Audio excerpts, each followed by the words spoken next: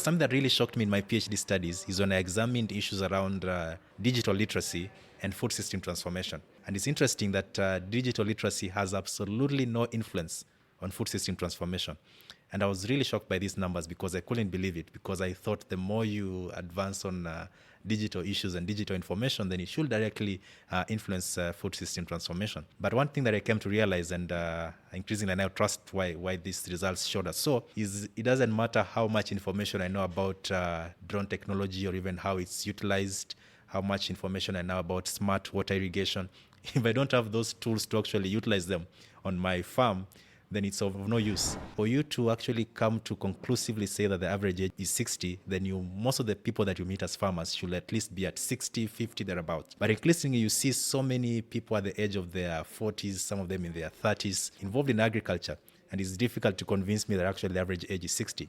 The other key thing that makes me believe that 60 is not very correct is when you look at the government official statistics, KIAMIS, in terms of the number of farmers they've been able to register so far, and you measure in terms of their demographics, it actually points to a much lower figure than that. Actually, for my master's degree, I examined three things: land, capital, that is finance, and information. And one of the proposals I gave in terms of land is because when you travel across the country, you'll see lots of vast lands. Of course, most of it now is in the arid and semi-arid areas, but you see some of lands that are completely unutilized. Some of them are actually government land. And one of the proposal I gave there was that some of this government land to be utilized, set aside, set up the infrastructure that is needed for you to be able to produce and then entice people to actually go into that farm and work on it. And I'm glad that some of the countries like Tanzania have taken this approach through their Building Better Tomorrow program, a big large-scale program supported by many partners, including the World Bank and many other organizations, to really identify large tracts of land, set up the infrastructure that is needed. In cases where irrigation is required, put up irrigation infrastructure. In cases where whether it's trellising or whichever crop that you're investing in, ensuring that infrastructure is in place, and really call on young people to come now and already begin from a place of advantage because some of the systemic barriers are already addressed. All right, guys, before we get into the conversation, allow me to give a quick shout out to our friends at FarmSentry.ai. Now, been following this podcast for a while now, you know that I'm a huge believer in treating your farm as a business. And this is one of the biggest problems I see a lot of farmers have, is that they don't take their farm seriously. You see them running the farms using WhatsApp groups, maybe phone calls, and just relying on the memory to keep their basic data. And this is why they almost always run their farms to the ground. Enter FarmSentry.ai. FarmSentry is a farm management platform that helps you really keep your records, manage your crops and livestock, plan your farm activities, track your expenses, and most importantly, it shows you if your farm is making money or not, all through your phone. Now, my favorite feature by far is the diagnostics tool. Let's say you're working on the farm and you see a leaf that doesn't look quite right, like this one, for example. All you have to do is just open your FarmSentry app, tap the diagnostics, take a photo, and ask the question, what's wrong with my leaf? And within seconds, FarmSentry analyzes the image, identifies the likely problem, and recommends what action you should take. And just like that, you are no longer guessing. And that is the power of AI right in your pocket. Right now, FarmSentry is offering a 30-day free trial. All you have to do is head over to FarmSentry.ai or simply search FarmSentry, that is Farm, S-E-N-T-R-Y, on Google Play Store or App Store. And you get to experience all these amazing features within FarmSentry.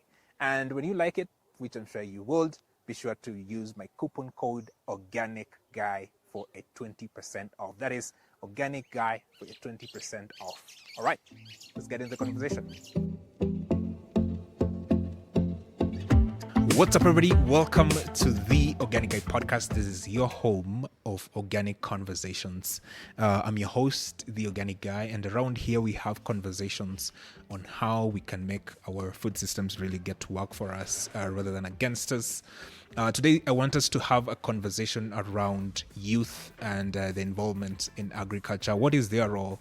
Why are a lot of youths not interested in agriculture? And what can we do from a policy perspective, from a market perspective, to get a lot more youths involved in agriculture. And today, to have this conversation, I have a very special guest with us. He has studies this phenomenon.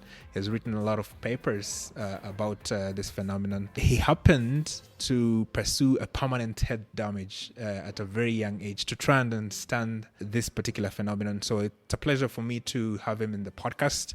He goes by the name of Jeremiah Rogito. And if I understand correctly, you are the youngest PhD holder in the country. When you set out to pursue your studies, was that the goal that you wanted to get to the PhD at that very young age? I mean, a mix of many things. You know, I grew up in Kenya's breadbasket in famously known as Kitale, where we grew a lot of maize, so a lot of interest. My parents were really avid farmers at that time. Most of the money that was used to take me to school at an early age came out of farming, so a lot of interest really from agriculture from a very young age. I went to a school in high school where we were taught about many things, but I also studied agriculture in high school. The school is called St. Joseph's. They're actually teaching us to be a saint, and part of you being a saint is to be actively involved in many things, serving then as organizing secretary for young farmers. So a lot of mixed experiences, personal experience. But I think when I did my undergraduate degree, I did a BSc in agriculture, more interest in agribusiness. So for my master's, I did an agribusiness degree. Just after that, I felt there's just much more than just doing the mathematics of agriculture and looking at the bigger picture. And I quickly pursued my PhD at that time. What was your PhD about? Like, what do you set out to study? So my PhD title, the entire program was titled Strategic Business Leadership. But I examined one particular phenomena which I have a lot of passion on. I did that also for my master's degree. My master's was on youth and agriculture, looking at various factors that lead to the involvement in the agribusiness space. But for my PhD, I looked particularly on youth and agribusiness and looking at various leadership drivers that can be able to drive food system transformation in the context of Kenya. But I looked at two other things as moderating that particular relationship. One of the things I looked at is political economy, looking at issues around the politics of agriculture, the culture of agriculture, but also looking at the various sizes of agriculture enterprises that exist, both from a small scale to a medium scale, and those small and medium scale enterprises. So really a mix of many other things, but really looking at how youth influence food system transformation. It's quite interesting because I'm thinking this is a phenomenon I think we talk a lot, especially when it comes to youth and how policy works. So it's encouraging to see that there are people out there studying about these issues and trying to put these particular issues in a way that can be studied. So that's pretty good.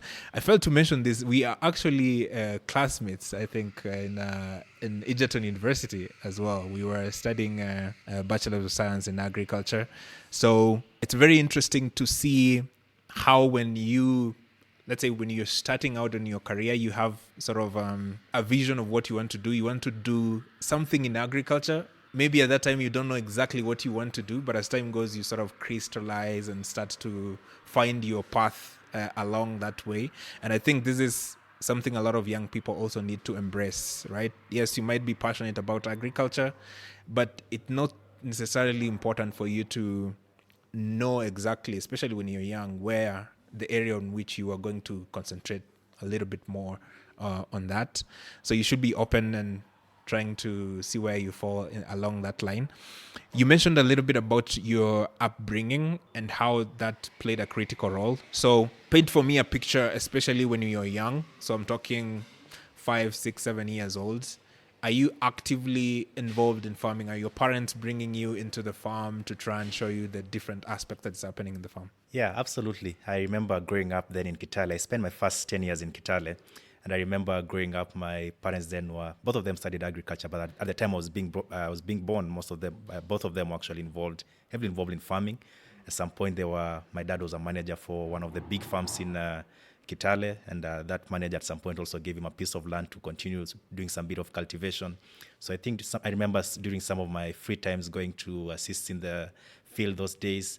Yeah, so I think most of my surrounding really, and I remember at a young age, they even used to give us a small piece of plot, me together with my uncle, who is my dad's last-born brother, and they used to give us a small piece of land to plant maize, and he used to challenge us, let's see whose maize is going to produce better. Yeah, so really a lot of personal experience as continuously and persistently drifted me into agriculture. One particular experience I remember actually is when I was in high school, and our agriculture teacher was very practically oriented. And I remember one time when he was teaching us about grafting, and guys in school were really excited about how he was practically doing it. And for me, this is something I've been doing at home all the time. I remember one time we had one of the largest nurseries in the region. So it's something that I had personally experienced for quite some time. It's quite interesting, and that gave you an unfair advantage, I guess, in a lot of your peers when it comes to agriculture, and that sort of shows off, especially in your education pursuits. Let's talk about then youth and agriculture. This is something you've studied, dedicated a lot of your time into trying to understand this phenomenon. So why aren't we having a lot more young people wanting to get involved in agriculture? I mean, it's a mix of many, many things. And let me start from where my passion, particularly for youth and agriculture, was born.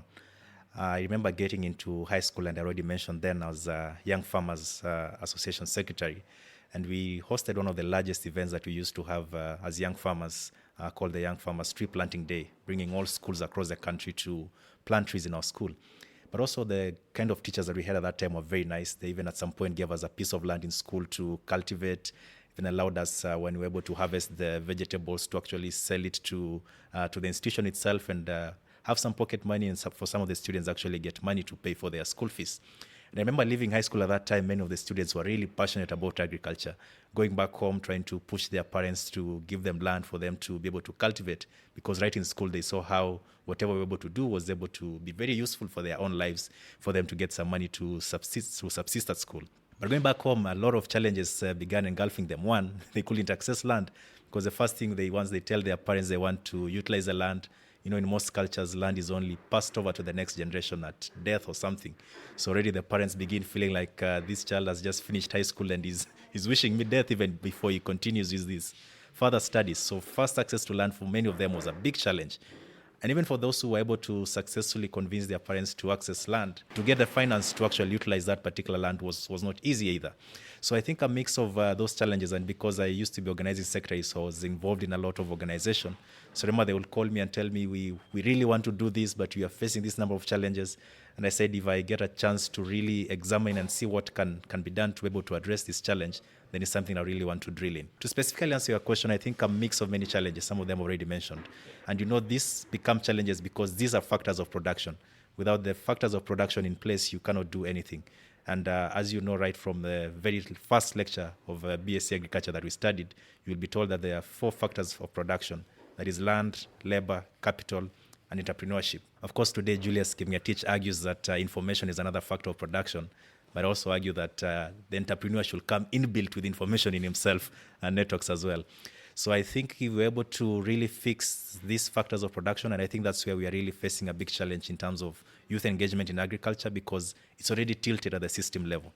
Of course, you have another big layer of young people who are completely uninterested in agriculture, and that's another area of attitude change that we should be able to continue to cultivate. So when you talk about the information factor, because I'm thinking right now we are at the age of information. Literally, you can just walk into your phone, Google something, if it's a disease that has happened in your farm, and especially in the age of AI, like you can just type it like, hey, I have 1 hectare, I want to grow maize, what do I need?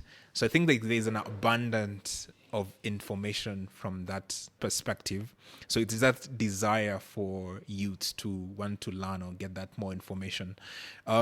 Let's then concentrate on these 2 factors, especially on land and finance. First of all, on land, you said, of course, for land, most of people, either you inherit it or you try and lease the land, that kind of stuff. So in your research, what are some of the things you're seeing? How can we bridge that gap and help more youths have access to the land? Yeah, it's good that we are now talking about access to land, because over time there was a long push for ownership of land, which has proved to be really a mountain very difficult to surmount.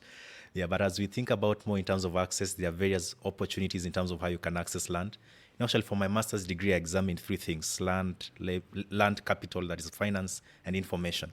And one of the proposals I gave in terms of land is because when you travel across the country, you'll see lots of vast lands. Of course, most of it now is in the arid and semi-arid areas, but you see some of lands that are completely unutilized. Some of them are actually government land. And one of the proposal I gave there was that some of this government land to be utilized, set aside, set up the infrastructure that is needed for you to be able to produce and then entice people to actually go into that farm and work on it. And I'm glad that some of the countries like Tanzania have taken this approach through their Building Better Tomorrow program, a big large-scale program supported by many partners, including the World Bank and many other organizations, to really identify large tracts of land, set up the infrastructure that is needed. In cases where irrigation is required, put up irrigation infrastructure. In cases where whether it's trellising or whichever crop that you're investing in, ensuring that infrastructure is in place, and really call on young people to come now and already begin from a place of advantage because some of the systemic barriers are already addressed. So in this case, you're assuming the government is the owner of the land and they are willing to invest in that land and then allow for the youth or like some of the people interested in agriculture, they can come and invest in a collective manner, or you can just go to government and say, hey, I want to grow bananas or I want to grow maize, and the government says, here's your 1 acre. How does that supposed to work? There's a mix of many models. The model I particularly mentioned is a government-driven model. And because government has the biggest responsibility to create opportunities for its young people particularly, because if they don't do that, then they're going to have a big challenge in even managing and governing the country that they want to govern. But also we can think about it from a private sector-driven approach, where we have a large private sector developer who sets up the infrastructure, gets young people to be engaged in it, either get a commission from there. It's also a business model from a private sector perspective. But I haven't seen that largely taking place. So I was using an example that I've actually seen take place where government has taken this approach, taken the bold step, used the infrastructure they already have to really entice as many young people by already addressing the systemic challenges that they've experienced. What about capital then? And before even we get there, do you think the question of capital is something that a lot of youths give because they don't want to start from zero, or they don't have enough patience to start small? That's a good one. Capital is a big challenge. I personally experienced it when I was starting out in my farming venture. I remember at one point, and actually then I was working, but I wanted to do more than just work. So I decided to actually get involved myself into farming. And I remember that time I was interested in growing passion fruits particularly. And I remember together with a classmate of mine at Strathmore, he had a large piece of land, so we agreed that we were going to get into a collaboration. And there are some parts that I needed to play. But for me to actively play those parts, I actually needed financing. And I remember walking through, trying every model of financing in this country, from banks to circles to all manner of financing. It wasn't easy. Even at that time, even trying to access the youth fund itself, it wasn't easy for me to actually access that particular financing. So I think where we sit today, indeed, true business in itself is a big risk, but I think when you're involved in agriculture, it's considered to be even a higher risk than any other kind of business. So financing, we still have a long way to go, and we still have to try very different models to ensure that, and particularly for young people, especially for an older person, at least you can try and get financing, but you are first high risk if you are interested in doing agriculture, and you multiply that risk if you're a young person. A lot of people keep saying that the future billionaires, especially in the African continent, are going to be in the world of agriculture. If that's true, then why are a lot of these banks, cooperative financing companies are really not ready to give this finance to people in agriculture? Why is that the case? I think partly it's because of their own experience. Earlier on in my career, I used to be involved in training farmers on a day-to-day basis. And one of the things I used to tell the farmers all the time is if you are involved in a business that doesn't give you money, then quit that business. If you are growing a particular crop or keeping a particular livestock that doesn't quickly generate you revenue, then leave it alone. And I think for some of these institutions, based on their own personal experiences, because agriculture in itself has a lot of inclinations to the vagaries of nature. And I think for you to actually successfully make in it, you must be able to consistently invest so that when you win, actually to be able to cater for the time that you actually lost. But for many, they get to a place when they lose, they leave it completely. So I think from that particular experience, that's why we see a lot of financial institutions, and they want to be very clear with where they put their money. They need to be sure on the return. So I think it's some of the things that is really giving them a hesitance to go large scale into it. So basically, there's a lot of variables that are involved in the agricultural sector itself, into the case that they themselves see they're not ready and willing to take that risk given the amount of variables that are involved in that agriculture. One of the things that are always suggested is the subdivision of land. So, for example, where I come from in Kisii, there's a lot of subdivision of land, and in that case, one of the argument is if we continue subdividing this land, then you cannot be able to have a really good piece of land for you to be able to be productive enough.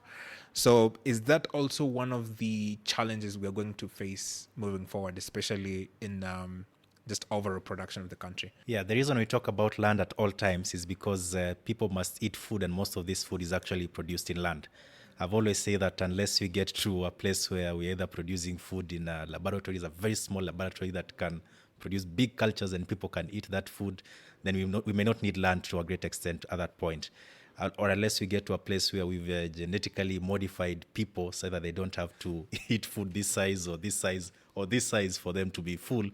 And unless we get to a place where maybe they just eat a capsule and it's enough to push them for a week or a month or something, then food must be produced. And most of this food, for it to be produced, must be produced on land.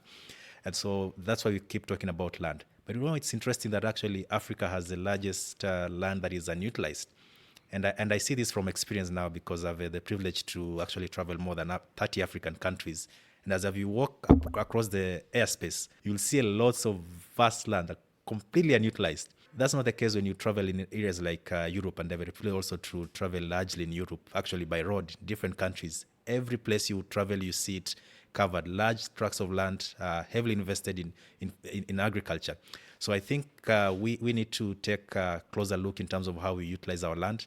The question of subdivision indeed is a big challenge, but I think we still have large tracts of land, although some of it might be in the ASAL areas, but I think they are much more productive as you compare to other regions in the world where they've been able to produce even in such difficult circumstances. Yeah, especially when you mentioned that about, I think 80% of the Kenya land is arid, and we know, for example, pastoralism is a very lucrative venture in those areas. So I think if more resources can be put in those areas, then yeah, it makes it more productive than it could be the way it is right now. Something interesting, which I find more of a paradox, because it's usually say that the average age of a farmer right now in Kenya is about 60 years old. And if you look in the African continent, I think about 60% of the people in the continent are below 25%. Why would we be struggling to reduce that age into the mid-30s and into the mid-40s? And is agriculture actually lucrative enough for these young people to be interested in it? That's an interesting question. But I want to begin by first disputing that figure, 60%. I've tried to actually dig deep where people get this particular 60% in the context of Kenya. And most of it is actually from my own articles, my own writings. And I try to trace back where I personally got that figures. I get those authors also where they got those figures. And I think it's a figure that has persisted for a long duration of time. And the reason I dispute that figure is because I've been to close to 43 of the 47 counties in Kenya, all the way from Busia to West Pokot, to the coast, in Kwale, Taita, Tana River, Kisii, Nyamira, all these places. For you to actually come to conclusively say that the average age is 60, then most of the people that you meet as farmers should at least be at 60, 50, thereabout. But increasingly, you see so many people at the age of their 40s, some of them in their 30s, involved in agriculture. And it's difficult to convince me that actually the average age is 60. The other key thing that makes me believe that 60 is not very correct is when you look at the government official statistics, KIAMIS, in terms of the number of farmers they've been able to register so far, and you measure in terms of their demographics, it actually points to a much lower figure than that. But one thing is still very true, that the average age is still very high. It might not be 60, but it should be somewhere in their 50s or maybe 40, but still extremely very, very high, and something that we should bring down. And I think for us people to bring it down to now address your question particularly, I think we must first address the systemic challenges that exist. If we're able to address the systemic challenges, then it will have a pull effect. Those who've considered it to be an area where when you invest, you lose your money, then will have to change their minds and see this as more as a lucrative venture. But also by addressing the systemic challenges, those who are involved in it also are able to increase and expand what they're able to get from it. Are you more of a pull guy or a push guy? And in this way, I mean, should we push more people into agriculture and say, hey, look, there's no jobs here. please, agriculture is an area that needs a lot of you. You go there and do agriculture, or is it like a pull thing? You're like, hey, look, that guy started agriculture, is making millions. You sort of giving them different examples of people who are actually doing very well in agriculture, and they will be like, oh, okay, this is an area that I want to get involved in. If this wasn't recorded, I would have given you my correct answer. But since it's recorded, I will say both. Okay. Yeah, I would prefer What that. is the correct answer? I want to know the correct answer. I don't think really there's a correct answer. It depends on how you look at it, because all that you want is to have as many individuals involved as possible. And there are those who are motivated by the push factor, and there are those who are motivated by the pull factor.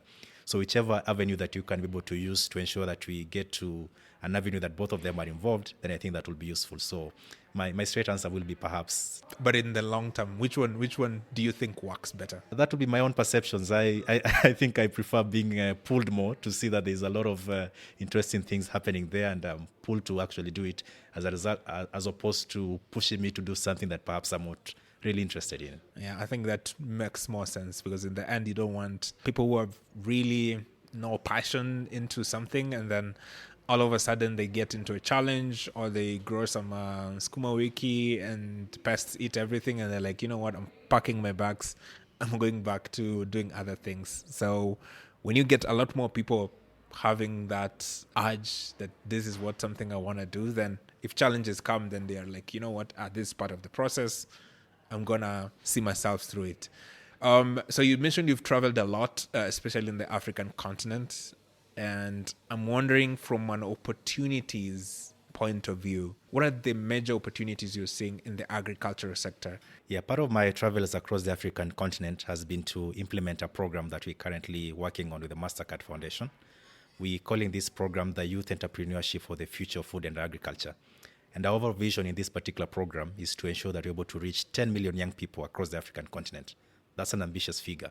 But even much more, to ensure that 1.5 million young people across the African continent are involved in agriculture sector and actually making an income from the agriculture sector. And so one of the things we're able to do is to compute metrics and see where the biggest opportunities lie. And each of it is diverse across the various countries, because each country is unique in its own space. For some, it will be in the poultry sector. For some, it will be in the livestock sector. For some, it will be in the high-value crop sector, export crops. For some, it will be in the quick income crops like vegetables and things like that. Yeah, so looking at the wide range of value chains as opportunities for young people to be involved and engaged in, but also looking at it from the whole spectrum. For some, it will be in the input distribution sector. For some of them, it will be in the either distribution, particularly of the finished goods. For some of them, it will be in the marketing sector. So also across the entire food systems and value chain, there exists a number of opportunities that I think many of the young people can be able to tap into. Already seeing a number of quick wins in some of the countries that we involved in countries like Malawi, where we initially launched this particular program. Already a number of young people being involved in various sectors. Some of them even involved in preparation of regenerative inputs and actually selling it to their communities and being able to get some sources of income. So I think a wide range of opportunity does exist. So I'm thinking from an opportunity point of view and actually trying to make money. What is the best avenue for a young person to get involved? Is it in the production side, or is it in the value addition side? If you were to give an advice for someone, especially a young person, say, hey, I'm looking for somewhere I want to get in agriculture, where would you advise them to start? That, I think, is a depends question. You reminded me when I was joining Agra, one of the interview questions I was asked, which is this one agricultural practice that all farmers in Africa must adopt. And I don't think there's one particular practice. It's really context specific. So to actually address your question, I think it's also context specific. For the young person is to look at where does the biggest opportunity lie within your ecosystem at that particular moment. In some places already there is production taking place. So maybe what the farmers and people in that particular area are experiencing more as a big challenge is in the marketing sector. So it's important for you to focus more into the marketing than get into the production and contribute to the flux that exists as a result of it. So I think it will be context specific, first analyzing what opportunities exist in the space where you're in, and really capitalizing on that opportunity that exists. For some people in some areas is access to inputs. So it's important for you to look in terms of how can you facilitate to address the challenges that farmers in that particular region are experiencing. But I think if you're able to address a loop of it, that's the biggest opportunity. If you're able to be involved in production, be involved in the marketing of that particular produce, and try to cut down your cost all across, ensuring that your transport cost is low, ensuring that you're able to access inputs at a cheaper cost, then that really greatly increases your margin. But my straight answer would be to first analyze what is the biggest opportunity in your ecosystem. And from that perspective, then I'm thinking, we are talking about how young people can make money. And one of the things that actually gladly now people are talking about is the question of soil. And this is one area, yes, of course, we've been having a lot of conversation recently about, but I don't think it's a fashionable thing to do, especially when you're trying to make money, because there's already a clear path for you to do that. You're supposed to use a lot of synthetic fertilizers. You're supposed to use chemicals to control your pests and diseases. So there's that clear path. And then the question of soil is really at the bottom for most people. So if there is a young person who wants to get in agriculture, why should they really care about soil? Yeah, you started the question by talking about information, and I want to drill down into information further, because it's, according to Julius Kipngetich, it's a factor of production. And it's something that I examined for my interaction of youth and their engagement in agriculture. And it was very clear that you need information, and the right information, and at the right time. You might have the right information, but the wrong time for you to actually utilize that information, such that you get an information and you say, wow. If I knew this yesterday, it would have been useful. Now that I know it today, it's of no use. But something that really shocked me in my PhD studies is when I examined issues around digital literacy and food system transformation. And it's interesting that digital literacy has absolutely no influence on food system transformation. And I was really shocked by these numbers, because I couldn't believe it, because I thought the more you advance on digital issues and digital information, then it should directly influence food system transformation. But one thing that I came to realize, and increasingly I now trust why these results showed us so, is it doesn't matter how much information I know about drone technology, or even how it's utilized, how much information I know about smart water irrigation. If I don't have those tools to actually utilize them on my farm, then it's of no use. It doesn't matter how much information I know about digital ways of managing pests or diseases, or even managing my livestock. If I don't have access to the tools itself for me to utilize them, then that information is of no use. You talked about soil. Soil is an interesting subject, particularly in the African continent. In 2006, African heads of state met in Abuja, Nigeria, and came up with the Abuja Declaration on soil, which had more focus on pumping more fertilizer into the African continent, but really comparing with what was happening around the world. But then again, the heads of state met in 2023, right here in Nairobi. And I remember this day vividly, because I was walking around the streets of KICC when the event was taking place, and I was dragged and taken to a BBC interview to be asked on what has been in the discussions around the Fertilizer and Soil Health Summit. But something unique at that particular area is that at that time there was a agreed consensus that we need a mix of both. For us to be able to drive food system transformation, we don't just need to look at fertilizer, we need to look at soil health as a key component. And I think that because we work on soil all the time, and it's actually below, that's why we keep trying to make sure that it stays below. But I think it's an area that we really need to pay critical attention to. I'm involved in the management of one program in the western part of Africa called the Soil Values Program. And for them there, this is like a do or die, because when you think about the Sahel particularly, you're experiencing tough environmental heat stress and things like that, and you really want to try as much as possible to produce on soil, then you take more consistent effort to ensure that your soil produces as much.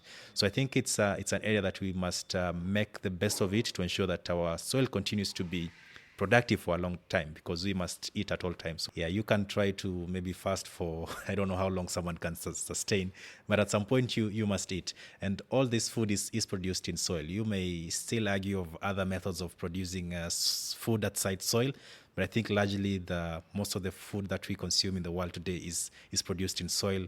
And if I project on how we are going, we'll still continuously need the soil for us to be able to produce the food.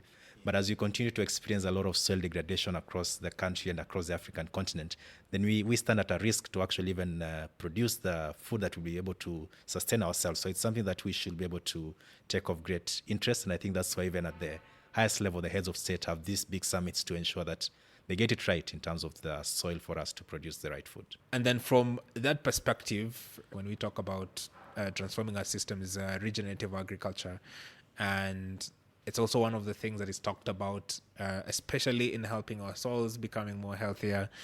And we mentioned majority of our producers are small-scale farmers. So from your experience working with different small-scale farmers, is this a system that small-scale farmers can adopt and actually be able to work for them? That's an interesting question. I've worked on regenerative agriculture, I think, almost all my life, all my working career. First began by driving SNV's first program on regenerative agriculture. And around that time, we were mainly focusing on vegetables, a program we call the Veggies for Planet and People. And really incredible results for farmers who were able to early adopt it, even in terms of use of biopesticides that are produced in a bio way to be able to address their pest and disease challenges. And really incredible results even on the market output in terms of what they actually eventually able to produce if they continue to sustain that particular practice. We see this also in countries across the region, and I already mentioned that one of the programs I'm involved in the Sahelian region, in the areas of Mali, Niger, and Burkina Faso, where there's a huge heat stress. If we are not able to adopt regenerative agriculture practices, you will actually lose your entire crop. So you're able to utilize better soil and water conservation measures using this regenerative approach, then it's proven to be very useful in terms of transforming the system. But of course, we must address also the systemic challenges that exist. For small-scale farmers, it's possible, it's easy. But in some cases, it requires really a huge range of biomass, which in some cases, there's competing interest for the biomass. In some cases, they need that biomass for their livestock for it to produce. And therefore, as a result of that competing interest, it becomes a bit challenging for them to be able to fully adopt these practices. In that case, then I think we see that one of the ways that actually you can facilitate faster breaking down of the biomass is actually when the cow then breaks it down and then gives you manure, and then you can be able to apply it into your farm. So there's that sort of acceleration of the cycle itself, right? So if you're applying the biomass directly in the soil, it might take you a few more months. But if you're using manure, then that process, I think it's a little bit more accelerated. So it's that, from that point of view, trying to see, yes, these farmers have these systems, but do they actually understand that, yes, this is actually a regenerative way that you're using to improve your farm? So I think if it's communicated that way, then a lot more farmers fall into that category of saying, hey, I'm also a regenerative farmer. Why? Because I'm using these different practices as well. I feel like sometimes a lot of small-scale farmers by design are regenerative farmers. It's that we have branded, or we've given it a new name for it to, like an international name for it to be sort of resonate across these different specs as well. So that's always interesting. And then I'm talking from a policy perspective, right? So we have talked about all the challenges that the youths are facing, some of the opportunities that already exist. But if you are in a position of giving the president of the country an advice on how we can get more youths involved into agriculture, what is that one policy suggestion that you can give to the president to get these more people involved in agriculture? I want to make a comment further on the regenerative agriculture question. And one of the questions that we've been grappling with is that how do you really measure transition to regenerative agriculture? And I think early in my program then, when we were comparing different countries particularly, I remember those days we used to say for Kenya, we count it as regenerative if you are involved in 5 practices or more. In Ethiopia, we count it as regenerative if it's 2 practices or more. So it became also context specific in that sector. And I remember one of my M&D colleagues at that time telling me that even in Kenya, if you are practicing, for instance, let's say mulching, and you are not practicing it for either soil and water conservation measure, you're just practicing it for the sake of practicing it, he doesn't count it as regenerative. You have to know the reason why you're practicing it for it to... It's a very interesting way of measuring things. On the policy question, the institution I work for, AGRA, founded in 2006 by Kofi Annan, he had worked for the UN as a UN Secretary General for quite some time. And living there, he had experienced many things across different continents, issues around wars and many other things. But it's interesting that when he decided out of his retirement, one thing to focus on, he chose to focus on issues of food and access to food, and as a result, founded Agra.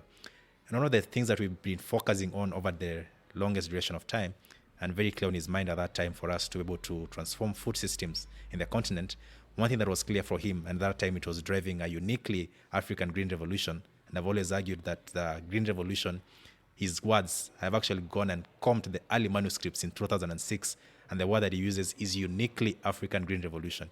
It had to be unique, not similar to what happened in Asia and other countries. And very clear in his head was things needed to work. We needed to really advance our soil health measures.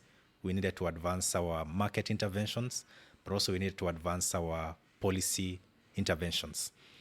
And your direct question was if I was to meet President, whether it's Kenya or any other country.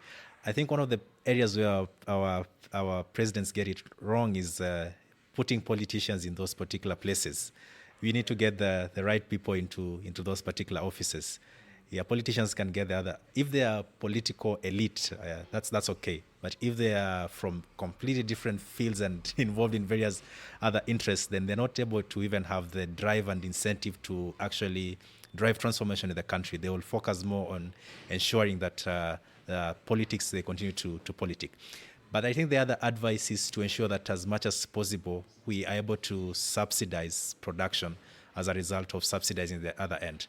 Because in the short term, it's good because communities and as a result of politics, you're able to sustain the people when the prices continue to be low. But you're killing the long-term goal and the long-term vision.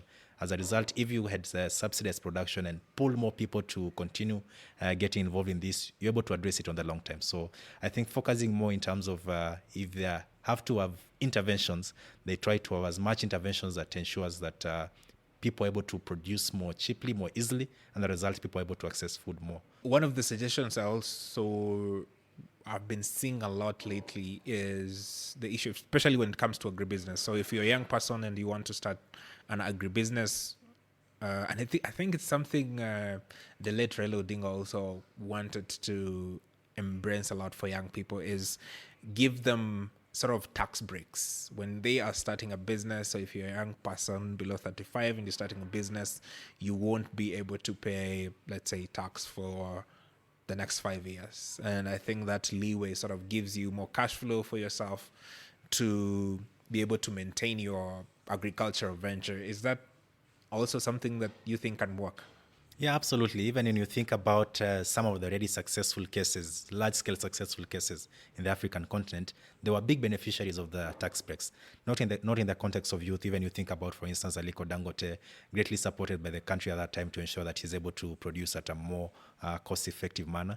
So I think, as well, government needs taxes for it to run, but for them to actually get that money at the end of it all, they need to be able to, in some cases, bend their policies and strategies in some places so as to be able to unlock a greater good in the long term. Yeah, I think so as well. And one of the things as well is giving the youth that break also creates employment to some extent. So let's say if you give them a break and they're able to save, say, 1 million Kenya shillings, so that means they can also be able to employ one extra person to be able to, let's say, take in charge of a particular category in the company. So there's a lot of a ripple effect, if you may, if that happens. You're not actually giving the company just cash flow for them to run the business, but you're also giving them more leeway for them to be able to run their business without thinking, oh my God, I'm full of bills and this needs to pay. So you give them a lot of breathing space for them to run their business successfully. So I'm thinking in the long run, and I'm saying, let's say we are in 2050, everything is perfect. We are producing the healthiest food possible. Our soils are thriving. People are making money. 30 or let's say 100% of the people in agriculture are actually youth. What do you think will we have done right? What are some of the basic things that we need to do for us to get to that point? 2050 is an interesting year. I don't know why you chose 2050. Maybe it's because it's the middle of the century. Because Kenya has the Vision 2030. Africa has the Africa We Want Vision 2063. But let's try and project it to 2050, and systems are working. I think every stakeholder and every person who is involved will have done what they needed to do. So I think for those who are involved in the private sector, those involved in the financial sector, will have enabled people to easily access financing. And particularly looking at the factors of production, we will have really addressed the systemic challenges that exist in unlocking these factors of production for people to utilize. I think entrepreneurs at that time will have actually used the entrepreneurship, whether it's information, their networks, their leverage, all the things that the entrepreneur needs to rightly do will have done at that particular moment. But I think also governments have a bigger chunk of what needs to be done. They will have really put in the right policies, really unlock the right infrastructure that is required for the particular stakeholders, and particularly if you're looking at it in the context of Africa, which has the largest youth demographic, then I think also the young people will have taken this by heart and driven it. I think most of them will be old by then, but I think they will have done their own bit in driving a green revolution in the African context and even in our country. So you say that government has a critical role to play, and I think for most people argue that the government's job is just to provide like an enabling environment, and then everything else is for the private sector to find a way to innovate around it so that they can be able to provide the solutions that the common people want or would like to experience. So from that perspective, then, if the government can lead and then give like a really good environment for all the actors in the agricultural sector for them to be able to explore, and this can be tax breaks, right? And this can be like clear policy directives, and this can be like really clear laws on what needs to be done in the agriculture sector. Then once that is set, then a lot of more players can be involved. And then from a Kenyan perspective, we know that agriculture is now a devolved system, and we've been in it for 13 years now since devolution. Was it the right idea for devolution to be given to counties? Are they doing enough to help steer the agricultural sector in the right direction? Yeah, interesting. Let me start from the general perspective of policies and government intervention. I think over and beyond the policy, and I've always said in most countries across Africa and across the world, really, government is the biggest spender. They have the highest amount of money to actually utilize in the economy.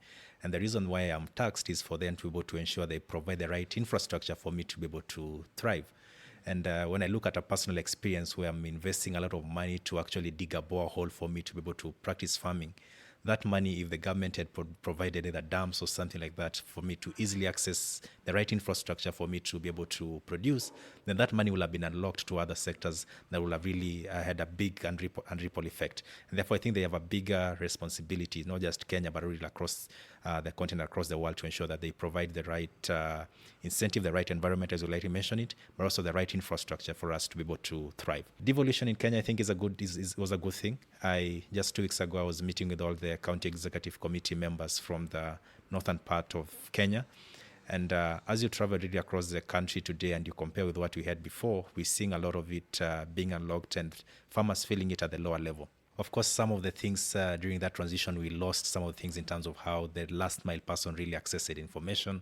So some things really needs to be tightened because 13 years in, I think there are some areas that we've not really cracked it well in terms of how we're able to address them.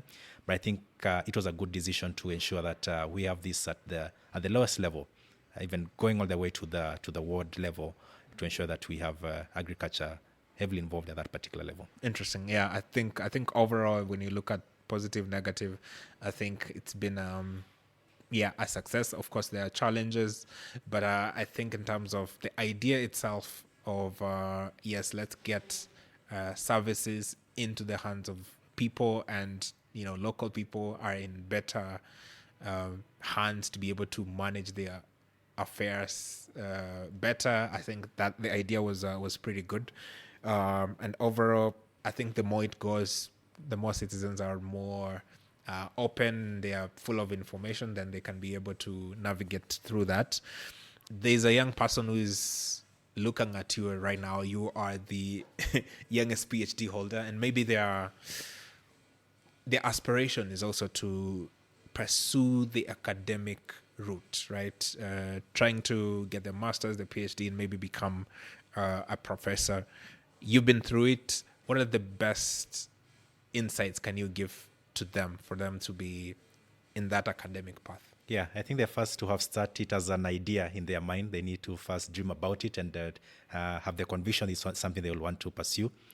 And once they have it as an idea in their head, they need to actually have the determination to push through it to ensure they're able to successfully achieve it. Of course, it comes with a lot of energy, a lot of mental anguish. Yeah, but I think the result is extremely rewarding. I remember back days when I was actually doing my writings, and around that time also it was an extremely difficult time for me at work. And anytime, even when I got into the airport, immediately I'm given my ticket, I will sit down and begin working on my laptop. Immediately you get into the plane, you're already opening your laptop. When the pilot says, let's settle down, we settle down. Immediately they ring the bell again, you're on your laptop. Increasingly now as I travel, because I don't have to struggle there many more writings, that's when I now try to look outside the window and wonder, wow, this is how the world actually used to look like. And for a long time, I think for 2 or 3 years when I was heavily involved in my paper, I actually never even peeped out through the window to see how it looked like. Of course, it also has its own challenges, because during those days, it was even difficult for me to engage my neighbor who seated next to me. Yeah, so I think it comes with some bit of pain, but it's something that is extremely rewarding, and I will encourage anyone to pursue it. Yeah. So from the start, they have to have that desire for themselves to say, yes, I want to have this academic pursuit that I think will be, interesting for them in the long run. So that's pretty impressive. So I usually have something I call rapid fire questions. What I've done, I prepared 10 questions for you. The idea is I'll throw this question to you, and then you'll give me quick and short answers to the questions. So are you ready? Rapid fire, yes. All right. So the first question is, what was the first career you dreamt of having as a kid? Pilot. Second, what is the biggest myth young people believe about agriculture? I think it's not rewarding, it's not profitable. All right. The third question, what is the most underrated skill for success in agriculture? Success in agriculture, it's a win-lose, so quick answer will be persistence. The fourth question, which African country has impressed you most in its approach to agriculture? I think I mentioned Tanzania in my conversation, so I think I'll choose Tanzania for the context of this conversation, just because of the BBT program. And then there's the fifth question, what is one word that best describes smallholder farmers? I don't think there's one word, but for many of them, resilience. All right. Sixth question, what is your favorite book? The Bible. Seventh, if you could grab a coffee with any 3 people, dead or alive, who would they be? Dead or alive? Kofi Annan, Wangari Maathai, those are already dead people. So I need to choose someone who's alive. Maybe Donald Trump. All right. The eighth question, what is one piece of career advice young people should ignore? The whole essence of advice is for you to take it, not to ignore it. So I think one is to not share what you do or what you actually do. Try to hide within either your books or within your space. I think people should actually ignore that piece of information. What you're building, whatever you're doing, try to share it as much as possible. And then the ninth one, what quote resonates with you most? JF Kennedy. JF Kennedy used to say that do not ask what America will do for you, but ask what you'll do for America. But I think another quote that also JF Kennedy used to say, if not now, then when? If not here, then where? And if not now, then... Yeah, if not me, then who? If not you, then who? Yeah. Yeah. All right. That's powerful. And then the last question, knowing what you know now, what advice could you give to your 18-year-old self? I think to be extremely positive-minded. Yeah, I think there are some things that was a lot of negativity in my mind. So to cultivate an optimistic view of life and approach to things. Yeah. Interesting. It's always quite interesting to see the different answers that people give around these questions, given that now they have an advantage of looking back and trying to reflect on what they could have done. So that's always pretty interesting. Thank you very much for making time for the podcast. I really, really appreciate it, for sharing some of your knowledge and the insight you've gathered so far. If someone wants to get in touch or follow some of your work, how can they do that? Yeah, absolutely. It was a great pleasure also for you hosting me here. Really excited to have been part of this discussion. Yeah, we can connect on Facebook, on LinkedIn, on Instagram. I go by the name of Jeremiah Rogito in all those platforms. Yeah, most of them are verified, so it should be okay. All right. Thank you very much for joining us in this conversation. I hope you picked a lot of knowledge and insights on how we can actually enable more young people get involved in agriculture. What are some of the opportunities? What are some of the challenges that they're going through the lens of the academic perspective on what can be done. Thank you very much. If you haven't subscribed, make sure you hit the subscription button. There's a lot of more great content coming your way. Till the next podcast, remember to be organic. Cheers.